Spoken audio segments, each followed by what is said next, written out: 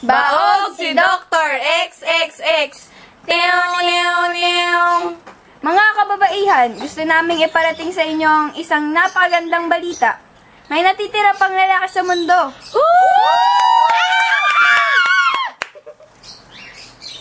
Ngunit, subalit, datapwat, siya'y isang baog. Kung gusto nyo,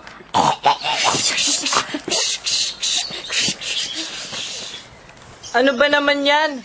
Hoy, Tado! Taran-tan-taran-tado. Taran-tan-taran-tado! Tananam. Ba't mo naman sinabi sa kanilang baog ako? Naman, no? Kailangan yun, boss. Siyempre, pagkakaguluhan kayo pag hindi nila nalaman. Gusto nyo ba yun?